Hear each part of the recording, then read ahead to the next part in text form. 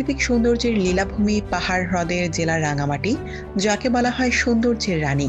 কিন্তু ঘটনাবহুল ২০২৫ সালে দেশের এই প্রিয় জেলাটিকেও পেরোতে হয়েছে নানা ঘটনা, সংকট ও অস্থিরতার মধ্য দিয়ে। ইতিবাচক বা সুখবরের চেয়ে বিভিন্ন সমস্যা ও নেতিবাচক ঘটনার কারণেই বছর জুড়ে অন্য জেলার তুলনায় রাঙামাটি বেশি জায়গা করে নেয় পত্রিকার শিরোনামে। সরকারি প্রাথমিক বিদ্যালয়ে শিক্ষক নিয়োগে বৈষম্যের অভিযোগ, বাজার ফান্ডের জমি নিয়ে জটিলতা আর পর্যটন কেন্দ্র সাজেকে ভয়াবহ অগ্নিকাণ্ড, এসব ইস্যুতে জাতীয় পর্যায়ে আলোচনায় ছিল জেলাটি। পত্রিকার খবর অনুযায়ী শিক্ষক নিয়োগে কোটা বৈষম্য, প্রশ্নপত্র জালিয়াতি, ফল প্রকাশে অনিয়ম ও নিয়োগ বাণিজ্যের অভিযোগ তুলে কোটা বিরোধী ঐক্যজোট, সাধারণ শিক্ষার্থী এবং সচেতন নাগরিক কমিটির ব্যানারে এবছর হরতাল পালিত হয়। এর আগে একই দাবিতে রাঙামাটি পার্বত্য জেলা পরিষদ কমপ্লেক্সে পালন করা হয় কমপ্লিট শাটডাউন কর্মসূচি।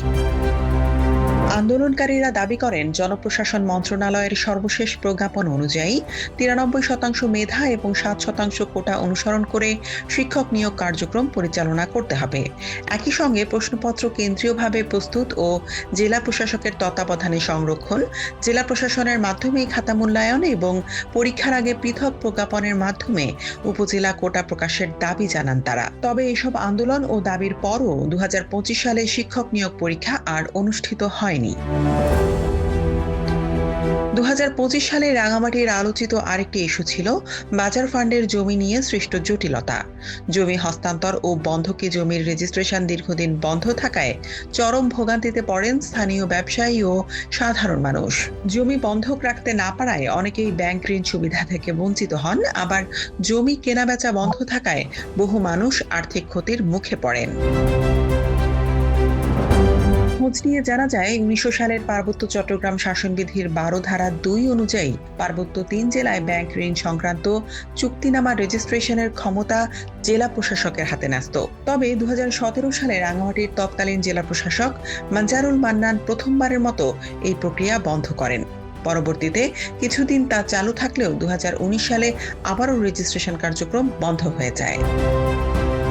২০২৫ সালের ২৪ ফেব্রুয়ারি বাঘাইছড়ি উপজেলার সাজেক পর্যটন কেন্দ্রে ঘটে ভয়াবহ অগ্নিকাণ্ড। এতে ১০টি রিসোর্ট ও ১৪টি দোকান সম্পূর্ণ পুড়ে যায়। ক্ষতিগ্রস্ত উদ্যোক্তাদের কয়েক কোটি টাকার ক্ষতি হয়। এই অগ্নিকাণ্ড সারা দেশে ব্যাপক আলোড়ন তোলে। ২০২৫ সালেও পাহাড়ে আধিপত্য বিস্তারকে কেন্দ্র করে ইউপিডিএফ ও জেএসএস এর মধ্যে সহিংসতা থামেনি। সশস্ত্র দুই পক্ষের গোলাগুলিতে প্রাণ হারান ২ জন। এছাড়া ৭ মার্চ কাউখালী উপজেলায় এবং ২৯ জুলাই বাঘাইছড়ি উপজেলার সাজেকে ইউপিডিএফ এর আস্তানায় অভিযানে বিপুল পরিমাণ অস্ত্র ও গুরুত্বপূর্ণ কাগজপত্র উদ্ধার করে আইন শৃঙ্খলা বাহিনী।